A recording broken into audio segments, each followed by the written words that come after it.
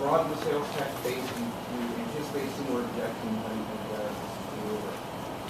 Well, I mean, I expect there will be people that aren't going to like this plan, but there are probably people that don't understand economic growth. I mean, I get that. I mean, we can all agree to disagree, but it's part of why we lowered the sales tax. But on the income tax, I mean, we're reducing all brackets.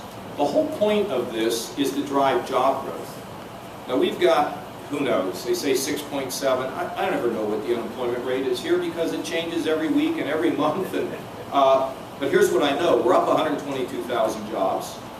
I want to grow that number. And a lot of the people who are out of work are people that don't have a lot. And I believe creating an environment for economic growth, look, you go around and ask small businesses if they'd like a 50% cut in their taxes. And does that benefit them? In fact, you can come tonight. We're going to have a few of them there picked randomly to talk about the benefits of this.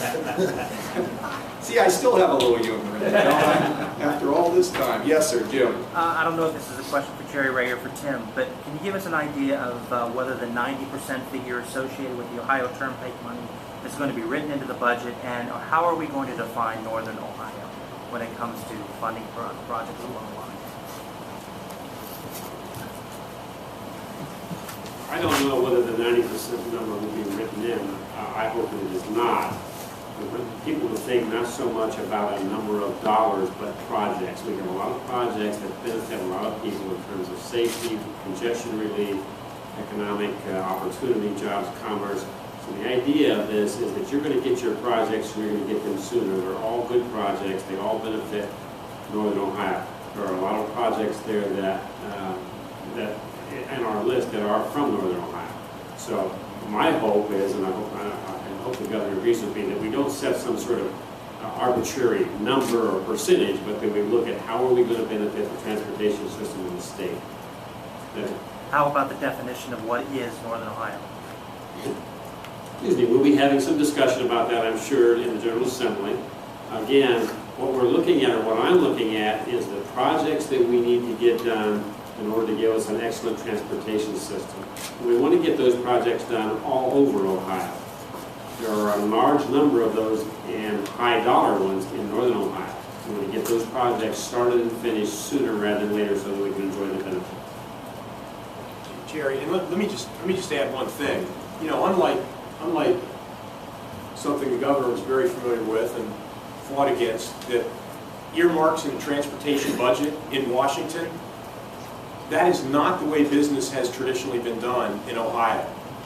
The General Assembly does not call out particular projects, and they have not in all the years that I've been associated. I think for many years prior to that, they do not specify how these dollars are to be used.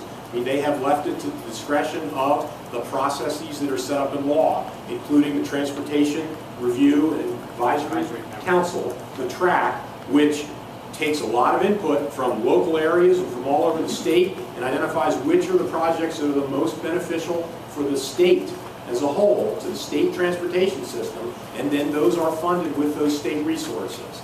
And again, there's to my understanding, significant Northern Ohio projects that are on the list that cannot be funded, that likely will be funded many years ahead of schedule after we succeed in moving this legislation through the General Assembly. You know, and look, I want to also be clear, Jim, you're going to see a lot of projects. You look at the efforts we made in North Baltimore, and that was not something that, you know, was required. It's something that Jerry did. We think it's important. But I don't want anybody up in the northern part of the state, northeast, northwest, thinking that they're not going to see a significant improvement in infrastructure in their area. They're going to see projects that would have occurred in 20 years. They're going to be built inside of a 6-year window if we can get this bonding done. I mean, again, I want to stress the ability of Jobs Ohio to secure this money at a 4% interest rate is astounding. I don't want market turbulence or something that comes out of the blue that drives those rates up. So the quicker we can get this done, the quicker we can get shovels in the ground. But people in the Northwest and Northeast and all across the northern part of Ohio need to know that help is on the way. You're going to see a lot of jobs created, and you're going to see a lot of infrastructure improvement. Yes, sir.